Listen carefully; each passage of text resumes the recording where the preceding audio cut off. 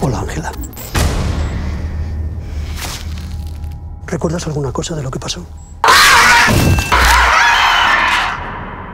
No. ¿Dónde estoy?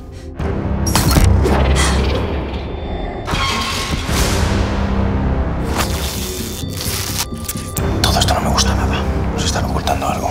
Si no, porque hay tanta seguridad. Las correas no están rotas. Alguien lo ha soltado. ¿Qué coño está pasando ahí fuera? Vale, los matasanos que la han jodido, ¿verdad? ¡Vamos! Está claro que esto se les ha ido de las manos. Así que ya está llamando a quien tenga que llamar y que nos saquen de aquí. Nadie vendrá a buscarnos. Ya no.